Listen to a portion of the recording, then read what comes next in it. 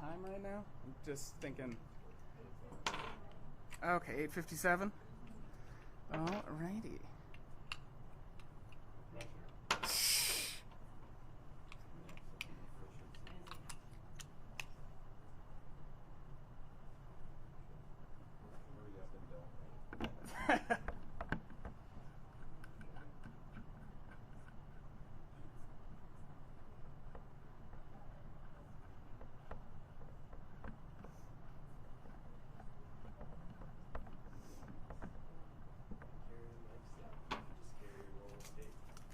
I know, right? I'm so jealous of Brian.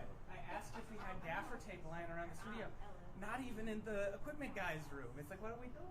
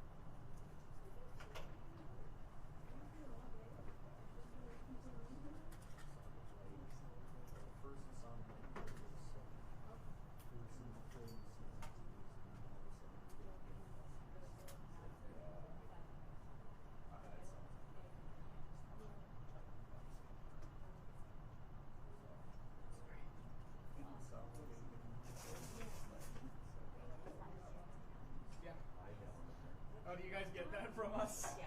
Nice. K-I-M-T.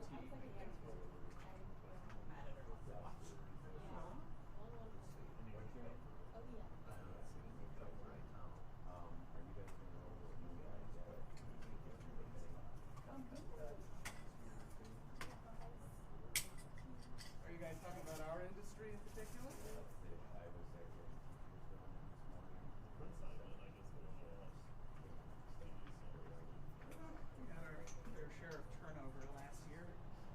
Stretch during the summer where I was the only full-time reporter on Dayside. It was interesting.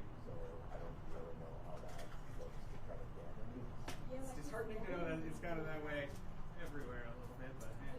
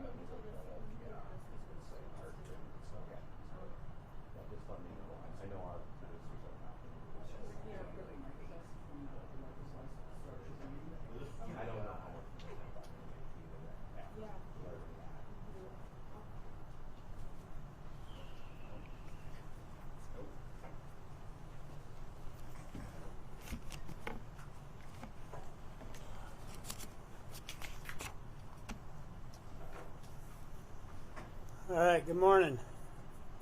I'm Kevin Torres from the Olmsted County Sheriff's Office, and with me up here today is Captain Tim Parkin from our office, Superintendent Selfers from Stewartville Schools, Ryan Ravenhorst with the school board, and Mayor Jimmy John King from the city of Stewartville. We'll just get right into it. Since the tragic incident on Friday that took place in the parking lot of Stewartville High School, our office has been working tirelessly to understand what exactly occurred. It is important to stress that this is still an ongoing and very active investigation, meaning that we will still not be able to release some information at this time. But we're trying to be as transparent as possible. Additionally, we are continuing to support the Stewartville School District in every way possible. The victim of the shooting is a juvenile male from Stewartville who was a teammate of the Stewartville High School wrestling team. He continues to be hospitalized from this incident.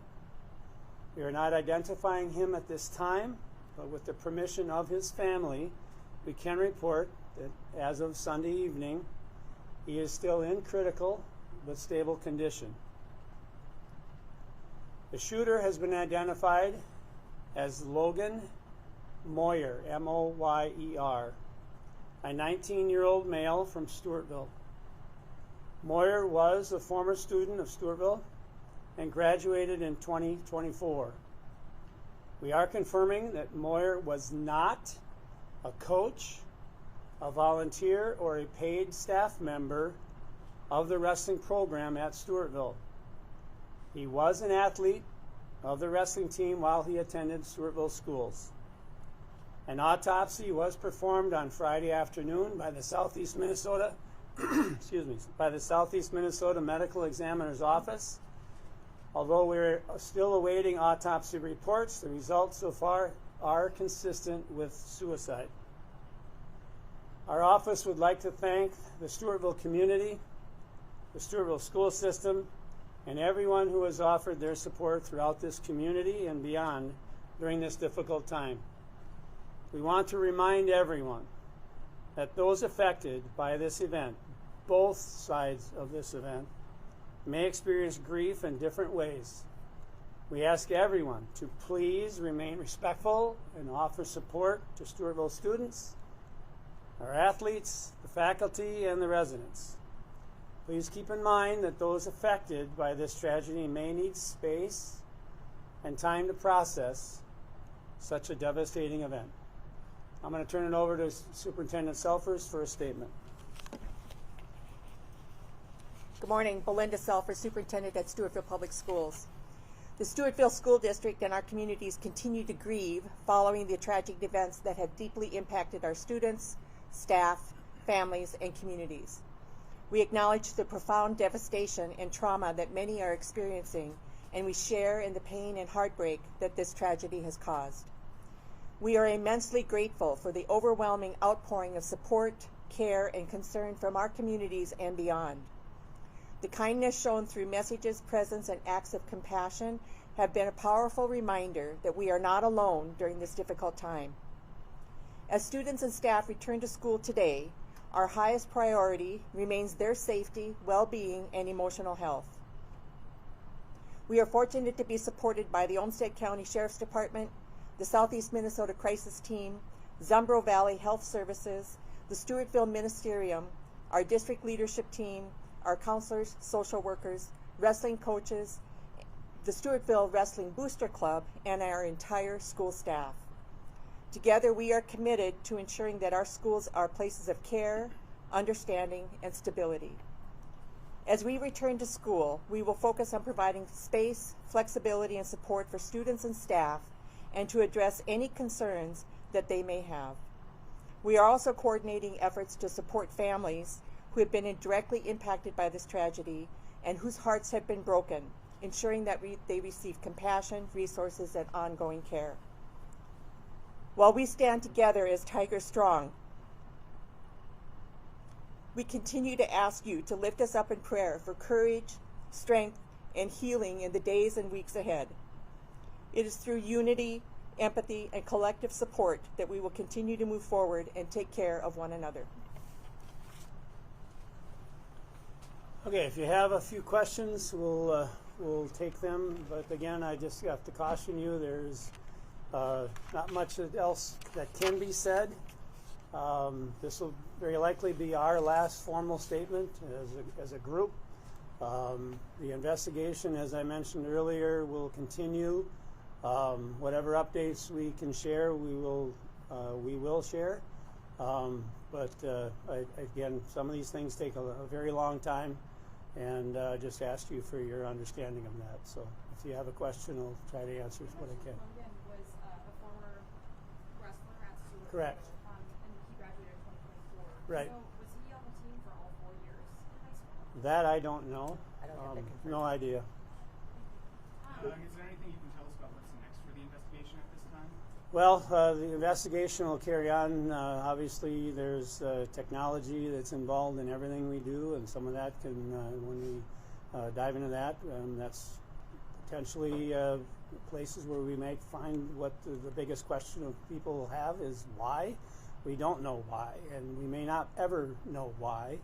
Obviously, one of the participants involved is deceased, so we obviously can't do that interview. So, yeah, technology, and then just sorting through all the video that may be available to us. The school has a very good video system, and then sorting through interviews that were quite extensive, and there was a number of them on Friday and through the weekend. So that's usually the next steps in any investigation, and all of that, again, as I mentioned, is takes a lot of time to dissect and figure out the best that we can as to what happened and potentially the why. But again, the why, we may not ever be able to release some of that information. Obviously, we are dealing with the juvenile here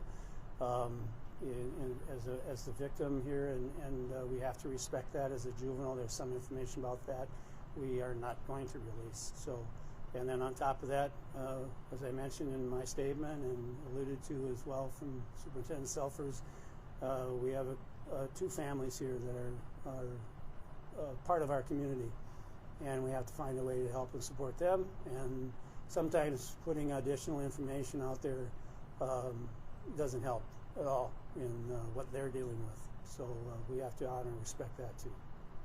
Are you able to say what the relationship between the juvenile and Mr. I don't know, other than that Mr. Moyer was a participant and was on the wrestling team. Any further connection, I don't have any information at this time. Would they have been on the wrestling team at the same time at any point? That I can't say. I really don't know. Were there any reports of bullying Logan? I don't have any information on that at this time. And I know today is the first day back to school for students. Have you spoken to any parents in the community or any students at all? We've communicated with families and shared with them what our plans are for today. There have been parents and students who have reached out, and we've responded to their inquiries for request and support as needed. Can you talk a little bit about the resources that you have available for students today, please? Today we have chaplains from the Olmsted County Sheriff's Department.